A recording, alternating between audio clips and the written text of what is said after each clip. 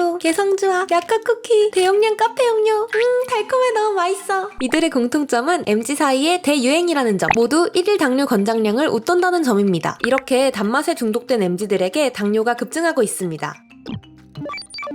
요즘 핫한 프랜차이즈 업체 왕가탕후루가 이번 국정감사장에 소환될 예정입니다. 탕후루가 요즘 MZ세대의 대표 간식으로 떠오르면서 청소년들의 설탕 과소비에 대한 질의를 하기 위해서라는 겁니다. 그도 그럴 것이 탕후루와 같은 고당도 음식은 당화지수를 높이고 당뇨 및 동맥경화를 유발하는 등 신체에 부담을 주는데요. 건강보험심사평가원의 만성질환자 현황 자료에 따르면 지난해 20대 당뇨 환자는 5년 전보다 50% 가까이 폭증한 것으로 나타났습니다. 거기다 젊은 당뇨인의 수명은 14년이나 줄어들 수 있다고 하는데요. 당뇨병은 기전에 따라 1형 당뇨와 2형 당뇨로 나눌 수 있습니다. 1형 당뇨는 유전적인 요인이 작용한 소아당뇨를 말합니다. 식습관과 같은 복합적인 이유에 의해 생기는 당뇨를 2형 당뇨라고 하죠. 2형 당뇨는 충분한 양의 인슐린이 체내에서 분비되지 않거나 세포가 인슐린에 반응하지 않는 인슐린 저항성으로 혈당이 높아지면서 발생합니다. 그런데 이 2형 당뇨를 진단받은 나이가 어릴수록 수명은 더 많이 단축된다는 것이 이번에 밝혀졌습니다. 국제학술지 렌싯 당뇨병과 내분비학 10월호에 케임브리지대 교수 연구팀과 글래스고 대학 연구팀이 151만 명의 건강 데이터를 분석한 내용에 따르면 30세에 당뇨병 진단을 받은 사람은 건강한 사람보다 14년 일찍 사망했고 40세에 당뇨병 진단을 받은 경우 10년, 50세에 발병한 경우 6년 먼저 사망했다고 합니다. 다시 말해 당뇨병을 진단받은 연령이 10년씩 빨라질수록 수명은 4년씩 더 감소한다는 것이죠. 당뇨가 이렇게 무서운 이유는 뇌졸중과 심근경색 같은 혈관질환, 신경질환, 호흡기질환, 감염질환 등의 당뇨 합병증을 초래할 수 있기 때문입니다. 나비드 사타르 교수는 2형 당뇨에 걸린 나이가 어릴수록 대사장애로 인해 신체에 더 많은 손상이 축적되기 때문에 기대 수명이 더 많이 줄어든다고 밝혔습니다. 당뇨 합병증 정말 무시무시하죠? 그럼 어떤 방법으로 예방할 수 있을까요? 당뇨를 예방하기 위해 고당도 음식을 피하고 골고루 규칙적인 식사를 해야 한다는 것은 모두가 아는 사실일 텐데요. 그것 말고도 최근 연구된 당뇨 예방법이 있습니다. 바로 자연광 노출. 네덜란드 마스트리흐트대 연구팀에 따르면 사람의 몸은 낮에는 에너지원으로 탄수화물을 사용해 혈중 포도당 농도를 조절하고 밤에는 지방을 사용해 조절한다고 합니다. 그런데 2형 당뇨 발생 위험이 높은 사람들은 탄수화물에서 지방으로의 전환이 덜 일어난다고 하는데요. 이런 문제를 가진 사람을 대상으로 자연광과 인공광에 노출했을 때의 차이를 살펴봤더니 자연광 노출 시 혈중 포도당 농도가 인공광을 받을 때보다 더 오랫동안 정상 범위에 머무르며 탄수화물에서 지방으로의 에너지원 전환도 손쉽게 이루어졌다고 합니다. 자연광을 충분히 받을수록 하루 동안의 혈중 포도당 농도는 좀 더 안정적으로 관리된다는 것이죠. 때문에 자연광을 받기 좋은 시간대에 실내에 머물며 인공조명을 받고 있는 현대인의 상당수는 햇볕을 쬐어주는 것만으로도 당뇨 예방을 기대해볼 수 있겠습니다. 직장인들, 점심때 바깥 산책은 필수! 하지만 무엇보다도 음식 섭취에 대한 통제력을 갖게 하는 것이 당뇨로부터 건강을 지키는 가장 쉬운 방법이라는 것 잊지 마세요. 근데 제로탕후루도 위험할까?